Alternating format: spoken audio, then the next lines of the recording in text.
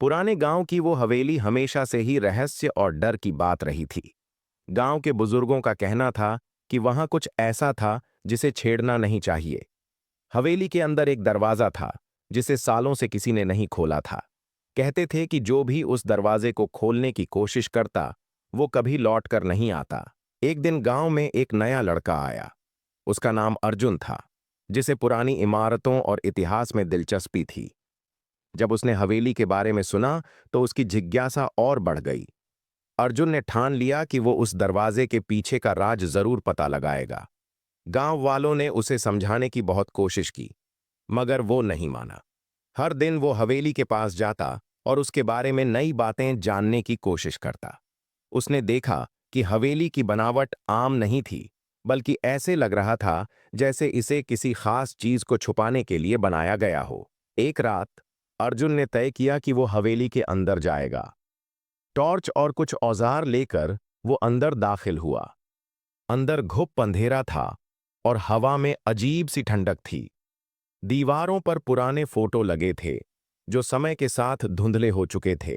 अर्जुन धीरे धीरे चलते हुए उस रहस्यमयी दरवाजे के पास पहुंचा। दरवाजा भारी लकड़ी का बना था और उस पर अजीब निशान बने हुए थे।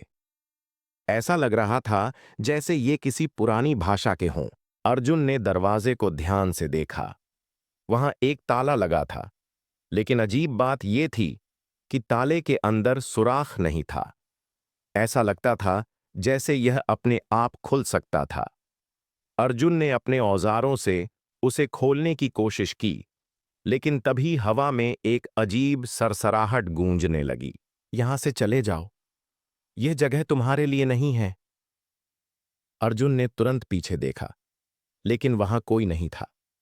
उसकी रीढ़ में ठंडी सिहरन दौड़ गई, लेकिन उसने हिम्मत नहीं हारी।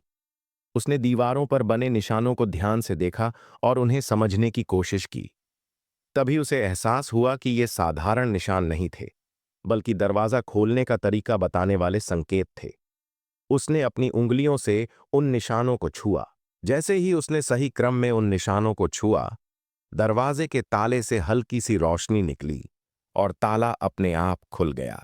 दरवाजा खुलते ही अर्जुन को अंदर से ठंडी हवा का झोंका महसूस हुआ।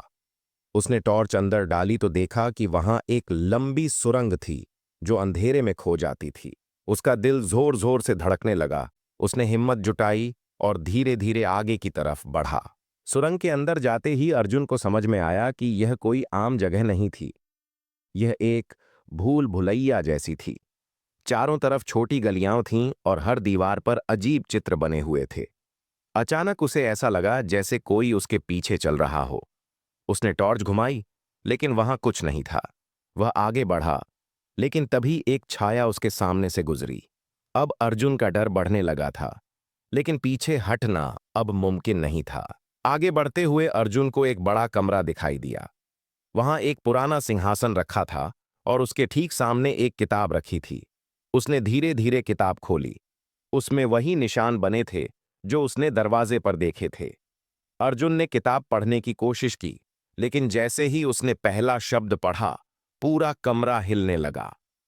हवा में एक जोरदार चीख गूंजी, तुमने हमें जगा दिया है, अब तुम्हारा अंत तय है। अर्जुन के शरीर में ठंडी लहर दौड़ गई। अर्जुन ने तुरंत किताब बंद की और भागने लगा। लेकिन सुरंग अब पहले जैसी नहीं थी। गलियां बदल चुकी थीं, रास्ते गायब हो चुके थे। अचानक उसके सामने एक रूप प्रकट हुआ और उसकी आंखों से आग निकल रही थी। तुमने यहां आने की हिम्मत कैसे की? अर्जुन को समझ नहीं आ रहा था कि वह क्या करे। उसने हिम्मत जुटाकर पूछा, तुम कौन हो? हम इस दरवाजे के रक्षक हैं। जो भी इसे खोलता है वह शापित हो जाता है। अब तुम यहां से कभी नहीं जा पाओगे। अर्जुन ने सोचा कि अगर दरवाजा रहस्यमयी निशानों से खुला था तो शायद वही इसे बंद करने में मदद कर सकते थे। उसने अपनी टॉर्च निकाली और किताब के पन्ने पलटने लगा। उसे एक मंत्र मिला। उसने डरते हुए मंत्र पढ़ना शुरू किया। जैसे ही वह आखिरी शब्द तक पहुंचा, पूरी हवेली जोर जोर से हिलने लगी। वो आकृति चिल्लाई और धुएं में बदलकर गायब हो गई।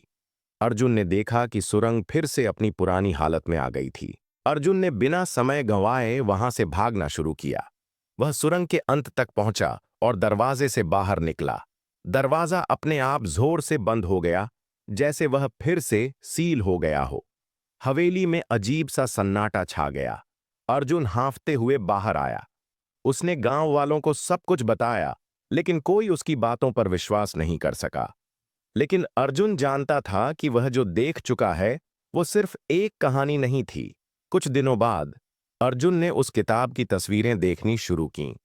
उसने पाया कि आखिरी पृष्ठ पर कुछ अजीब निशान बने थे, जो दरवाजे से पहले नहीं थे। शायद कोई और राज अब भी वहां छिपा था। शायद यह अंत नहीं था, बल्कि एक नई शुरुआत थी।